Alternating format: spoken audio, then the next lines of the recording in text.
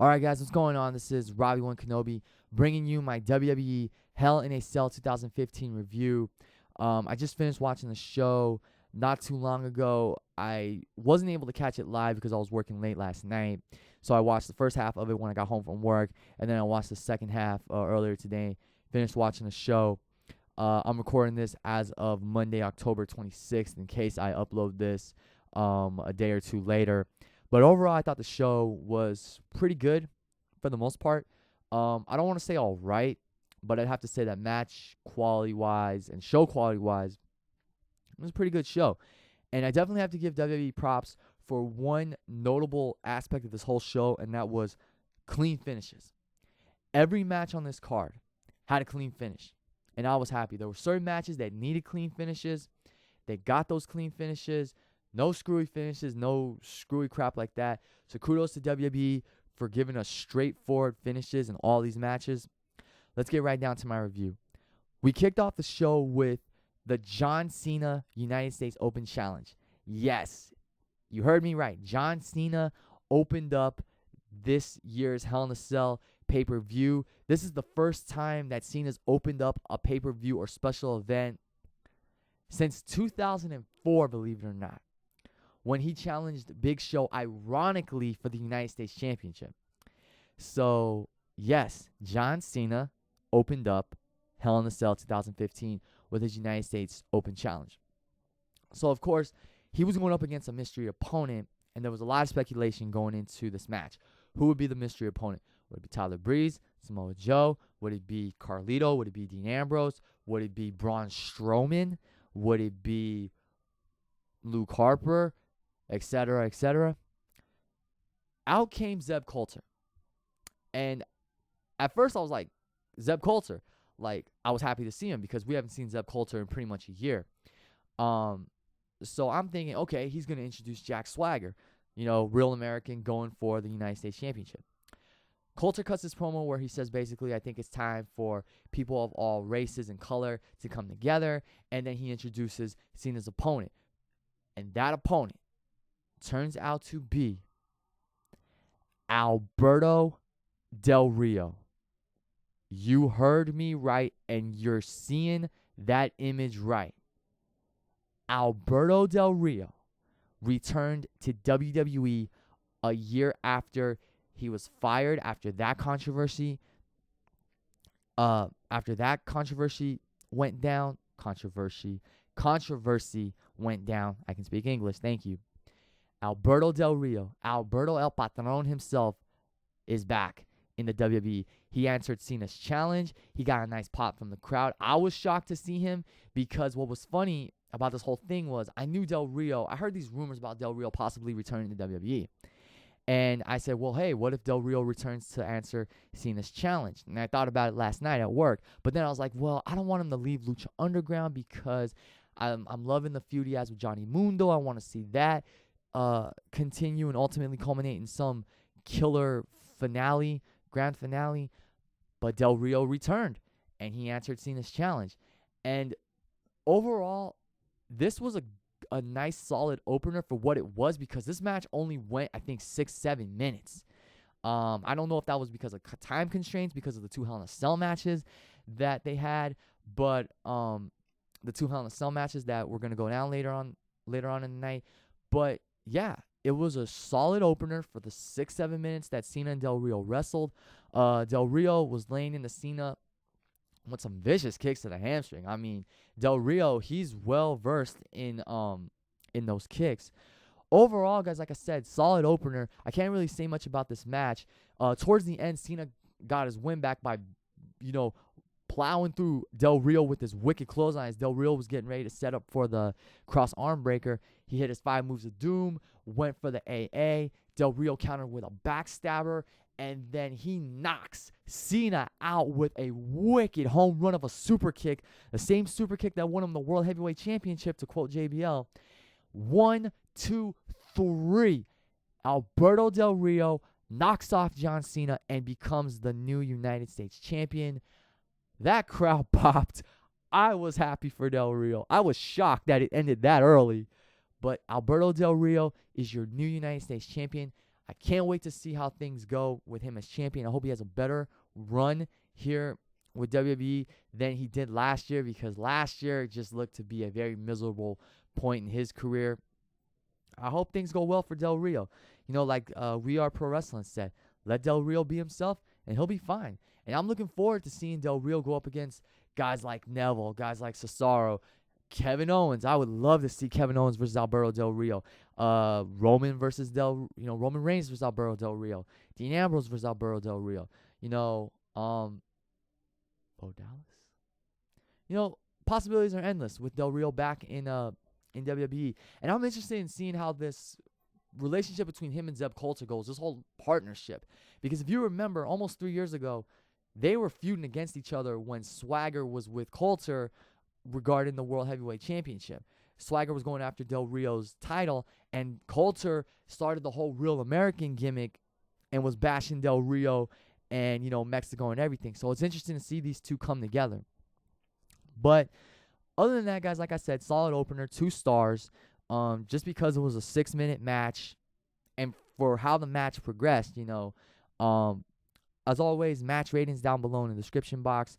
But good to have Del Rio back, and it's gonna be interesting to see what he does, how this thing works out, because he's also still obligated to AAA. He's still their Mega Campeon, the Mega Champion, and I'm interested in seeing if he even goes back to Lucha Underground. So we'll see. Was this a one-night thing for Alberto Del Rio, or is he going to stay with the company till maybe the end of the year? We'll see. I can only hope he stays with the company for a little while, gets to have a good WrestleMania moment at 32, but good to have him back. And like JVL said, Viva Del Rio. Next up, we had the first of 2 Hell in a Cell matches, Roman Reigns versus Bray Wyatt.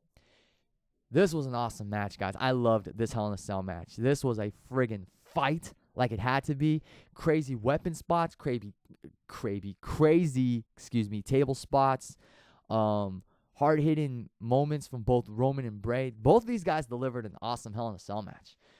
Do I think it's the greatest Hell in a Cell match? No, but I'm going to say this.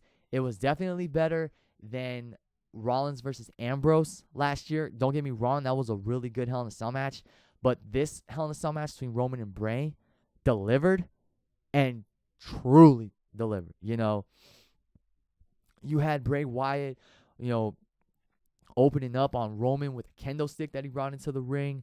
And then you had this sick moment where Wyatt, this was pretty inventive, Wyatt opened up a chair and he shoved the legs in between the holes on one side of the Hell in a Cell, which was in front of the announcer's desk. And he was trying to throw Roman into it. Roman countered.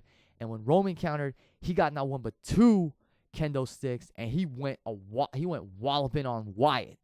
And then Roman brought a couple tables in the ring because one wasn't enough, in his words. Got to bring in 2. And we had some nice table spots. There was a moment where Roman and Bray were fighting on the apron, and there was one table set up. Roman, I think, was trying to suplex Bray through the table. Bray countered with his modified chokeslam, drills Roman through the table. It was a sick spot. And then a little while later, they get back in the ring. Another table set up. Roman or Bray goes for... No, Roman, I think, tries to go for a superplex. Bray's fighting him off. Roman lands on his feet. And then, sorry, I was trying to remember how the sequence went. But anyway, Roman got back on his feet, got Wyatt in a position for a powerbombed him through the table. Bray got his shoulder up at the second to last second, if that makes sense. Just great action between these guys. And even before those table spots, there was a moment where Bray went for Sister Abigail early. Roman immediately spins around the 6 spin into a schoolboy. Bray kicks out. Roman locks, loads, bang, Superman punch. I mean, just a sick sequence of counters and moves, signature moves left and right. It was just a great match between these guys. Roman hitting that 6 spear off the apron through the table, and Bray took the brunt of that because his head, I think his head took a bad bump through that table. And then as the match neared its conclusion, You had Roman go for the spear. Bray hit him with a big boot, drills him immediately with Sister Abigail. Roman gets his shoulder up at the last second. I honestly thought the match was over right there. Bray gets the 2 kendo sticks, sets him up in the turn, on the turnbuckle in the corner. Roman, he tries to drill Roman face first. Roman counters, throws Bray into the kendo stick, and I think one of them bounced off his eye because Bray was sporting a red shiner, if there's even such a thing. But look, he had a bruise on his right eye. And then Roman bounces off the ropes, drills Bray with a spear, and 1, 2, 3, Roman Reigns emerges from Hell in a Cell victorious.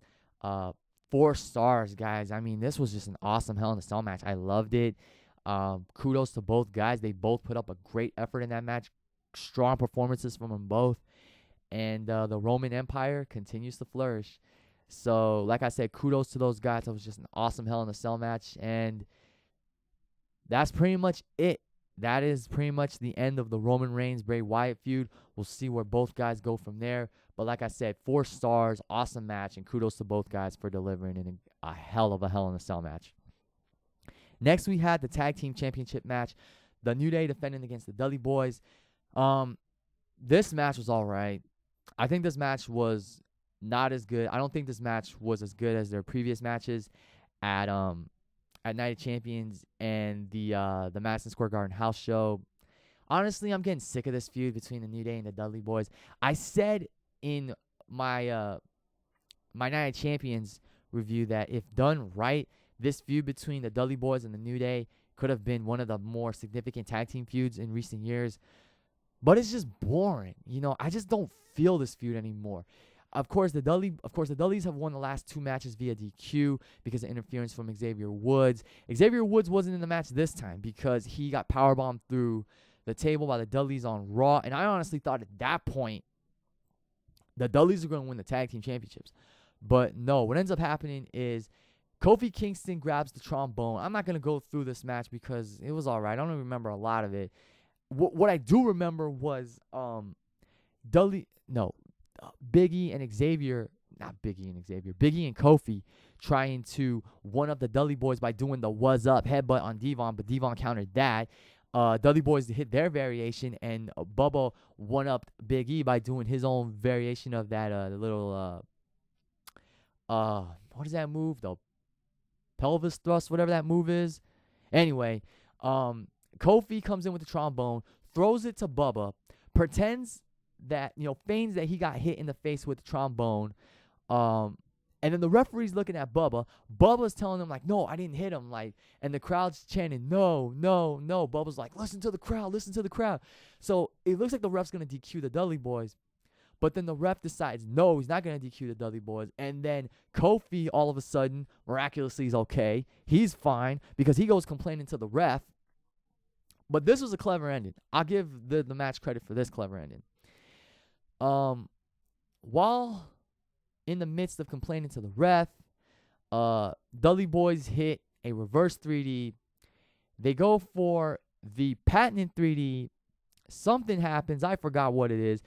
Big E comes in with a trombone, knocks Bubba out with it. Devon goes after Big E. Kofi hits Trouble in Paradise. 1, 2, 3. New Day retain the tag team championships. Now, I know the Dudley Boyz, I thought they were going to win the freaking titles tonight after losing twice or winning twice via DQ, but not getting the titles, obviously. Now, I got to believe the Dudley Boyz are getting their titles, finally winning those titles at TLC, which will be fitting because it'll most likely be a tables match. It'll be in their environment. And, like I said, I thought a Dudley Boyz New Day feud would have been really good if booked right. It's all right. I don't want to see this feud anymore. I do want to see the Dudley Boyz win the tag team titles at TLC. And like I said, it's going to most likely happen at TLC against the New Day because they'll be fighting New Day on their terms, in their environment, the tables match. And it's most likely going to be all 3 members of New Day versus the Dudley Boyz unless Spike comes in and we get 3-on-3, which I think would be cool to see. But as far as I'm concerned, we're probably going to get a multi-man match at Survivor Series, like a Fatal 4-Way, which I'll be fine with. Let's put in the Lucha Dragons and, what's that other team? Let's put in the Lucha Dragons and either dissension. Well, it's probably going to be primetime players. We'll do a fatal 4-way at Survivor Series. New Day will find a way to retain, and then we'll go on to TLC, and the Dudley Boyz will finally get that moment to win their 10th WWE Tag Team Championship. I'm totally fine with that, but let's give some other team a shot at the tag team titles for now, or do the fatal 4-way at a Survivor Series. After that, we had Charlotte defending her Divas Championship against Nikki Bella. And I didn't mention this, but this is the second of 3 Night of Champions rematches that took place on this card. So we had the Divas match, Charlotte versus Nikki Bella. Good Divas match. Wasn't into it as much as I thought I would be. This was pretty much the Night of Champions match all over again, except this time Nikki was targeting Charlotte's injured back and not her injured leg. I personally feel like Nikki Bella stepped her game up a little bit in this match. She freaking hit an Alabama slam on the ring apron, from the outside onto the ring apron. So basically, she's on the floor with Charlotte, picks Charlotte up, bang! Alabama slams her onto the ring apron. Got to give props to Nikki Bella. You know, I feel like she stepped her game up, like I said earlier. Charlotte got a little more offense in. The one moment that really sticks out to me in this match is Nikki going for a reverse German suplex from the top rope. Charlotte landing on her feet and Nikki landing on her head pretty bad. That freaking counter was insane. And I thought Nikki Bella was done at that point because Charlotte went for the figure 8, but she couldn't do the bridge because of her injured back. Nikki went for a rack attack, and I was thinking, oh my God, no, don't let Nikki win. And this was after Nikki hit the Alabama slam on Charlotte on the outside. But Charlotte countered, slapped on figure 8 a second time. And this time she had Nikki Bella turned sideways. Now I can only imagine that kind of a twerk would do damage to the legs. Charlotte got the victory via submission because Nikki had no choice but to tap. And then out came Becky Lynch and Paige to celebrate the victory with Charlotte. And the first person to get in the ring was Paige. Now, if you saw the Night of Champions predictions live stream I did with Mr. Paul JB44 and Generic Luchador and Squared Circle Sports and them guys, you saw me vent a little bit, shoot a little bit about the Divas Revolution. First off, I said, and I can make it and this could be a separate video for a separate day. But like I said, first off, these 3 factions need to disband. No more Team PCB, no more Team Bella, and no more Team Bad, because I feel like all these ridiculous tag and 6 diva tag matches are just hurting all the divas involved because we don't get a chance to see them in singles matches and develop their characters individually, see what they bring to the table individually, what separates them individually. And then you got Paige. And the night after Night of Champions, Paige turned heel, and I felt she was going back to the anti-diva when she dropped that Paige bomb on Charlotte and Becky Lynch. But she's been flip-flopping lately. Like, what the hell is up with this? And I bet knowing WWE, they're going to have Paige turn heel, and the reason she turned heel was because, or the reason she was turning, or let me say it this way, guys. I'm sorry. The reason she turned face and made amends with Becky and Charlotte was just so she could get her rightful Divas title shot at Charlotte, which is most likely going to happen at Survivor Series. Paige needs to stay anti-diva because the anti-diva is her best gimmick. Honestly, I don't know why Paige is flip-flopping between face and heel. This whole PCB thing needs to end. They all need to go their separate ways. I just hope the build-up for Charlotte versus Paige at Survivor Series for the Divas Championship is good. Hell, I would love for it to be great. But WWE, don't drop the ball with this feud. This feud could last a couple pay-per-views. Survivor Series and TLC. And are these even considered pay-per-views anymore? Because you can get them on the WWE Network for pretty much free if you got a $9.99 a month subscription. That's another video for another day. But a good Divas match between Charlotte and Nikki. Not invested in it as I thought I would be. Not as good as their Night of Champions match, but still a good match. And like I said, I got to give kudos to Nikki Bella for stepping her game up in this match. Next, we had the WWE World Heavyweight Championship match. Seth Rollins defending against the Demon Kane. The stipulation, of course, if Demon Kane lost, then Corporate Kane would be relieved of his duties as Director of Operations. This was a good match. I was surprised at how good this match was. I honestly didn't think it was going to be as good as it was. I mean, this did have potential to be a good title match. And it was. Kane got in some of his offense, like that trademark diving clothesline. Early in the match, he did that little drop kick he does when his opponent's like sitting up. Good performance from Kane. Got to give Kane credit for that. Was a good match. I do like what they did towards the end of the match. Towards the end of the match, there was a 6 spot. You had Kane get Seth Rollins on the English announce table. He pretty much tore that announce table apart. You had Kane go for a choke slam, and then Rollins does the sick counter. It wasn't an amazing OMG counter, but it was just real sick. Kane goes for a choke slam. Rollins slides underneath Kane's legs, gets him in a power bomb position, power bombs him onto the Spanish announce table, and the table doesn't nudge, but Kane's back landed on the edge of that table. And yeah, that was pretty much it. Like I said, table doesn't nudge, but Kane took a wicked power bomb on the edge of the Spanish announce table. And the way Rollins countered it was just, I thought it was awesome. Like I said, it's not an OMG Sports Center highlight reel style counter, but just how fast he got under Kane's legs and then power bombed him. It's freaking awesome. I mean, that's a testament to Seth Rollins' athleticism and to who the guy is as a performer. And Seth also hit a sick rolling flip over the top rope with one of his legs coming across Kane's head and neck. Like if it was a scissor kick, that's pretty cool too. And then Kane got back into the ring. He beat the referee's count. And then Rollins just went after him.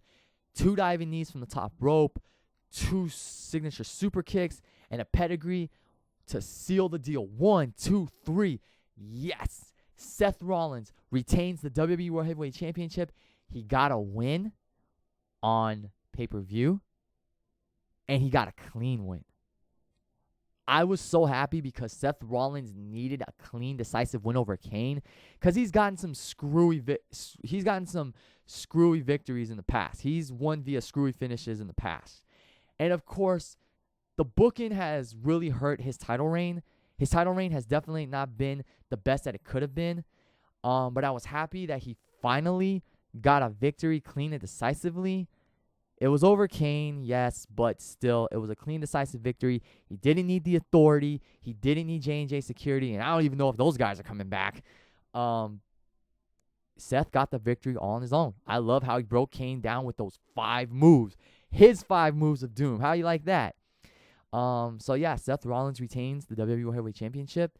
I give the match 3 stars. I thought it was a good title match, and Corporate Kane is relieved of his duties as Director of Operations.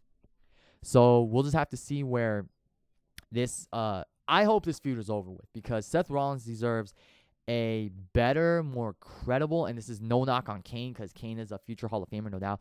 But Seth deserves a more credible challenger for his next title defense. Ziggler, Cesaro maybe Roman Reigns after the star-making performance, so to speak, that Roman delivered inside Hell in a Cell. It's going to be interesting to see who Seth Rollins defends the championship against at Survivor Series. And I'm praying it's not Kane. Like I said, I pray this feud is just over with. Let's move on. Let's give Seth a new challenger like a Cesaro, a Neville maybe. I don't know, do a championship scramble, something like that. I don't know if it'll be Undertaker because Survivor Series marks 25 years of Undertaker. Seth and Undertaker, I would love to see that, but I doubt it's going to happen. But like I said, happy Seth won. He won decisively, and the match overall was good. Next, we had the Intercontinental Championship match. The champion, Kevin, I powerbomb you, Owens, versus the challenger, Ryback. Good match. A little better than a Night of Champions match. I really don't have much else to say about this match. You know, Ryback got in a little more offense than he did in the previous match. He was a little more dominant in this match. I did like the one counter where Owens went for the pop-up powerbomb and Ryback just mowed him down with like a meat hook. But in the end, Kevin Owens caught Ryback with a pop-up powerbomb. 1, 2, 3. Kevin Owens retains the Intercontinental Championship. And like I said for Seth Rollins, I hope that now Kevin Owens can move on to a more credible challenge for his Intercontinental Championship so he can bring more prestige back to that championship. What I really want to see is a Kevin Owens, Cesaro, best of 7 series for the Intercontinental Championship. One, I think the strong performances they would put on throughout those matches would ultimately enhance their careers and enhance their legacies as their reputations as strong performers. And I really think it would help them rebuild whatever momentum they've lost recently, especially Cesaro. I mean, look at what he was doing at SummerSlam. He was in a big match against Owens. It was not for a title, but it was a big match between two renowned independent stars. And then 2 months later, he's on the pre-show, teaming up with Dolph Ziggler and Neville, who, don't get me wrong, they're two incredible talents, against Rusev, Sheamus, and King Barrett. So if Cesaro was to win the Intercontinental Championship, and this will be another video for another day, but I'm just saying, if Cesaro was to win the Intercontinental Championship towards the end of the year, and then Kevin Owens won it back at Royal Rumble, I wouldn't have a problem with it as long as it helps Cesaro rebound from any sidetrack he may have endured, from any road bump he might have hit since SummerSlam. I just want to see Kevin Owens have a great Intercontinental Championship run against more credible challengers. No Miz, no Big Show like what happened with Ryback. I want to see it happen. Kevin Owens, Cesaro, best of 7 series. Guys, do me a favor. I know I'm always asking you to get a hashtag trending, but get this one. Hashtag Owens, Cesaro, best of 7. Thank you. All right, guys. So we made it to the final match of the evening, the main event. The second Hell in a Cell match of this card. Brock Lesnar versus The Undertaker in the final chapter as it was billed. Guys, Roman and Bray delivered a hell of a Hell in a Cell match. Taker and Lesnar had a lot to live up to, and they definitely delivered a brutal freaking fight to the finish. Just an incredible match, an amazing Hell in a Cell match. There was blood, there was steel chairs, there was exposed ring, because later on in the match, Brock Lesnar actually ripped some of the mat and the padding off from the ring, from the mat, and actually exposed the wood. This match was a freaking fight, and it was a lot better than the match they had at SummerSlam. Now, don't get me wrong, that was a really good fight, except for that freaking screwy finish. But this match, Taker versus Brock, was a freaking flat-out fight. And I loved it. This blew their SummerSlam match out of the water. I mean, the crowd was really into this match. I was really excited for it from the moment Taker got in the cell to the moment that they were just staring each other down. And then Taker and Brock came out in their fighting stances. Taker goes for a punch. Brock just moves out of the way, shaking his head. I mean, I loved it. It felt like a boxing match, like a real freaking UFC fight. And I honestly was expecting both of them to just charge at each other and just beat the hell out of each other. But no, they took their time, and then Taker started landing his shots. Brock tries to take Undertaker to Suplex City early. Taker's already well prepared for the counters and whatnot. He already knows what to expect. I mean, this fight just, man, it had it all. You know, it was just great storytelling, great performances, great spots throughout. You know, Brock got busted open, and I figured he was going to get busted open after he got thrown head first into the steel turnbuckle post. And it seems like every match Brock has, he's getting busted open. I don't know if that's intentionally or what, by accident, but I mean, Brock got busted open, and his face was pretty bloody when he started just, bleeding profusely. And, Taker then got busted open later on in the match. I can't remember everything off the top of my head, but it was just insane. It was just an insane match with insane spots. Brock wearing down Taker with a chair. Taker, what did Taker do? Did Taker do anything with a chair? I don't think Taker did much damage with the chair. But I remember Brock, like, at one point swinging the chair at Taker and hitting him in the arm and the shoulder, and it looked like it might have even grazed him on the jaw. I mean, this fight was just insane. These guys really put their bodies on the line for this grueling Hell in a Cell match, and this freaking fight is what this final chapter had to be, an all-out war of attrition with both of them just laying it all on the line to ultimately prove to the other man who is truly the best, ultimately solidify their legacies.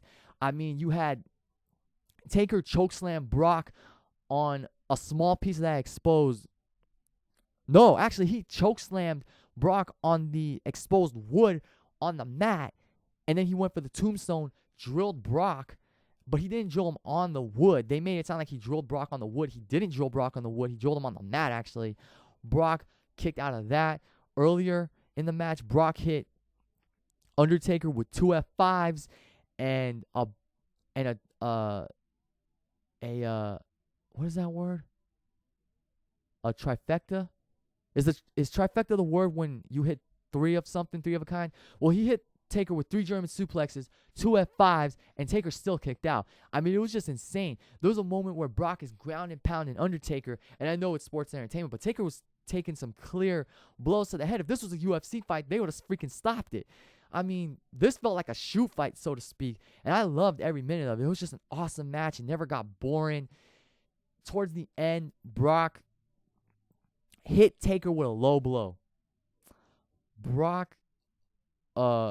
Undertaker was getting ready to finish Brock off. He's walking toward Brock. Bang! Brock hits him with a wicked low blow. You know, turnabout is fair play because that's how Taker got the win over Brock, with a low blow. Gets Undertaker up on his shoulders. Drills him with one more F5, and I think he got him on part of the wood, the exposed wood on the mat. 1, 2, 3. Mercifully, it's over. Brock Lesnar solidifies his legacy as the Conqueror. He conquers Undertaker for the second time inside Hell in a Cell. And what was just an incredible freaking match. This might be a match of the year candidate, but this match was just freaking awesome. 4 stars as well, just like Roman and Bray Wyatt. I do have to give the edge to Brock and Taker. I think this was a slightly better Hell in a Cell match than Roman and Bray, not just because of storytelling and performances, but also the emotion in this match. I mean, it was just freaking insane. The crowd was heavily invested into it. You had Undertaker chants, Suplex City chants. I mean, this is awesome chants, holy chants. I mean, awesome match. What a way to end this feud. And then at the end, after the cell had been raised, Taker got a standing ovation from the crowd. Crowd was chanting, "Thank you, Taker." And he got up. He got down on his knees. He did his custom taunt. And this is the one part of this post-match celebration, if you even want to call it that I didn't like. The Wyatt family comes out. Bray, Strowman, Harper, and Rowan all come out. And I'm thinking, oh, man, they're going to assault Taker. Like, this is Bray's revenge for what happened at WrestleMania 31. They come out. They surround the ring. Taker pulls the straps down. He's ready for one last fight. I like Bray Wyatt. I like the Wyatt family. This was a huge way for them to get heel heat. But I was honestly hoping that Kane, Roman Reigns, Dean Ambrose, or Randy Orton would have come out. Randy Orton got written off TV, so obviously he wasn't gonna come out. But I was hoping Roman, Ambrose, and Kane would make the save, celebrate with Taker, and then that would set the stage ultimately for Survivor Series, Team Brothers of Destruction and Team Brothers in Arms versus the Wyatt family. But no, what ended up happening was Wyatt family just laid Undertaker out. JBL as a commentator was getting pissed off. I mean, he respects Undertaker. He loves Undertaker. And as a commentator, he was just pissed off and disgusted that the Wyatt family would do that. They would assault someone of Undertaker's caliber, a man who's been a trailblazer for the industry, who paved the way for guys like the Wyatt family. So the Wyatt family lay out Undertaker, and then they carry him on his shoulders like the Druids did at SummerSlam 96. That was the end of the pay-per-view. it was a bittersweet end to the pay-per-view overall because I love Taker. He's one of my all-time favorites. I wanted to enjoy that moment. And like I said, I like the Wyatt family. This was a huge way for them to get heel heat. But I honestly feel like this shouldn't have happened. It should have maybe happened on Raw. You know, Taker could have come out and just talk about how every great warrior, every great soldier has that one last battle in him. And he ultimately reaches his breaking point. He fights until he can't fight no longer. And then you could have had the Wyatt family come out and assault Taker. And then you could set the stage for a Survivor Series, which is most likely going to be Brothers of Destruction versus the Wyatt family. I'm looking forward to it because Survivor Series is 25 years. We'll celebrate 25 years of The Undertaker. And I do want to do a special video about that in the weeks leading up to Survivor Series. But yeah, guys, I mean, that's how the show ended. It was pretty bittersweet. But overall, like I said, it was a pretty good show. Capped off by 2 awesome Hell in a Cell matches. And like I said, you know, Undertaker should have had his moment. The crowd was, you know, showing their respect to him. They were paying their respects, chanting, "Thank you, Taker," you know, standing ovation. Taker should have just done his pose, walked off, done his American Badass pose where he raises his right hand in the air, his right fist. That's how the show could have ended. And then on Raw, Taker could have come out. He could have given a little speech. Wyatt family could have come out and laid him out. I would have had no problem with that. But what's done is done. But like I said, I do think Taker should have gotten that, you know, that moment to take in the cheers of the crowd, you know, take in the "Thank you, Taker" chants and everything.